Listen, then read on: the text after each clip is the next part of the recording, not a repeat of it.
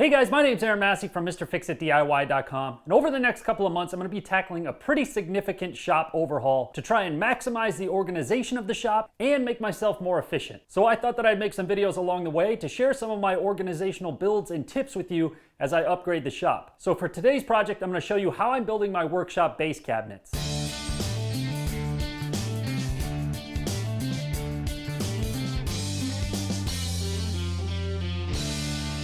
My workshop is a two-car garage with a closet in the back, and as I've expanded and gotten more tools, the space just isn't working for me anymore. So I've redesigned the layout of the shop, and as part of that redesign, I'll need to build a bunch of cabinets to maximize storage and organization. So here's the design of what I'm going to be building. Now this design can be used for any width base cabinet, but for the ease of this video, I'm just going to be showing you how to build an 18-inch base cabinet. I'll also make this design and plan available on my website as soon as I can so that you can download it and build your own version if you want to. So to get started, first I'll need to rip down my plywood to a more manageable size so I can handle it on the table saw. I'm using 3/4 inch unfinished BCX plywood I found on sale for 30 bucks a sheet. I don't recommend buying plywood from a big box store.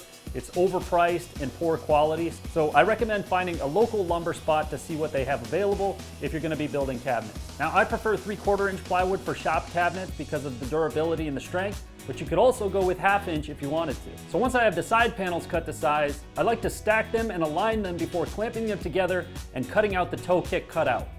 I usually just mark a 3.5 by 3.5 inch square in the corner and then cut it out with my jigsaw. Next, I'll rip a bunch of 3.5 inch strips to act as the cabinet supports and toe kick before cutting them to length. The toe kick will be full cabinet width, so 18 inches, and the inner supports will be the width of the cabinet minus the combined thickness of the two sides, so 16.5 inches in this case. First, I'll attach the toe kick to the cabinet sides using glue and brad nails. I'm using these corner clamps from Rockler just to hold the sides in place while I work on the cabinet. They're really handy for that. For the rest of the supports, I'm using a pocket hole jig and glue for added strength. Now this isn't really necessary if you don't have one, but I like the added strength the screws provide. You could always just use glue and brad nails for the whole build if you want to. So next I'll attach the two back supports. I'll first attach the bottom one across the back, then I'll flip the cabinet upside down on the workbench and attach the other one to the top in the back. For the support at the front of the cabinet at the top, I attach it parallel to the workbench top for two reasons. Number one, it allows me to have an area to attach the worktop to later. Number two is it allows me to have drawers that go the full height of the cabinet without interfering. Next, I'll rip a piece of plywood to act as the cabinet base and attach it to the supports and cabinet sides with brad nails. Then I like to add a couple corner braces in the back. This adds a little more structural strength, but also gives me an area to attach the worktop to in the back of the cabinet. Next, I'll rip down a couple pieces of plywood to act as the workbench top. I like to glue two pieces together to make a nice solid worktop, and to attach it to the carcass, I pre-drill and screw it from the inside. I like doing it this way because it allows me to replace the workbench top later if I need to, or swap in something else without replacing the whole base cabinet. The finished height of this cabinet is going to be 36 3/4 inches because I want it to be even with the height of my router table, but you can modify the height of your cabinets to whatever size you'd like.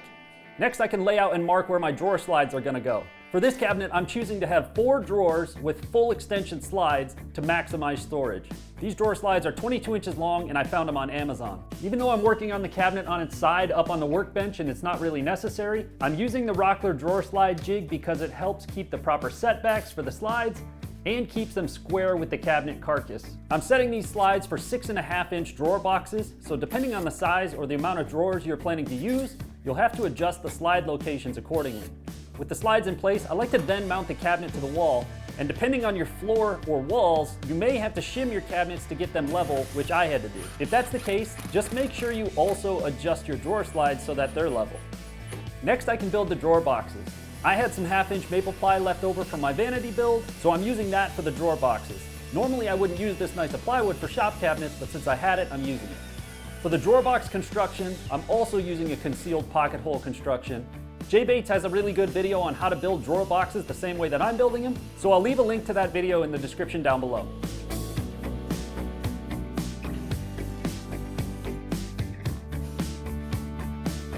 To install the drawer boxes, I usually work my way up from the bottom.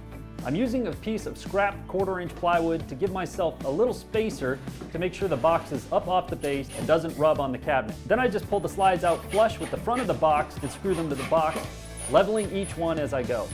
This cabinet has a frameless design, meaning that the drawer fronts are the full width of the cabinet and there's no face frame attached to the carcass. So I ripped the drawer fronts to size on the table saw before I install them.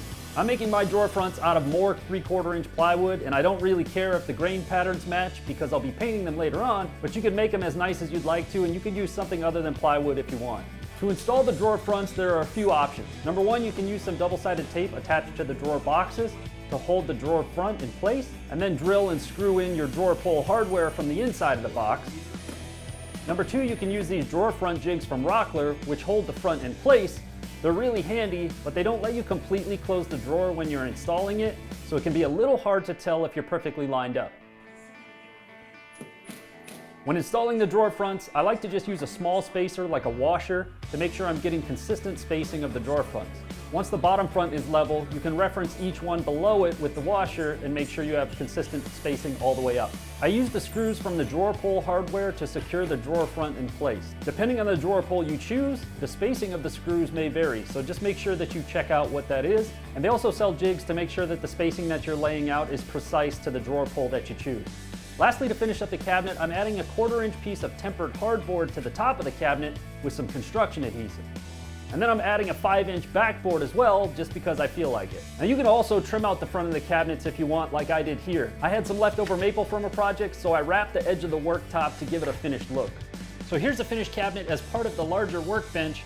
The other cabinet is a 24-inch base cabinet built the same way with a different drawer configuration, and they're tied together with the workbench on top. So that's it, guys. That's how I'll be building all the base cabinets for my shop upgrade. It'll take a little bit of time for me to make them all, but once they're done, I'll have a ton of storage space and we'll be able to really organize the shop. If you guys like this video, please hit that like button down below and also be sure to subscribe to the channel. I'll be posting more shop upgrade projects soon, so make sure you stick around for that. And if you want to check out more of my DIY and home improvement projects, I'll leave the links to those right here. And to download this plan or see all my other content, make sure you visit my website at mrfixitdiy.com. Thank you guys so much for watching, and I'll see you next time.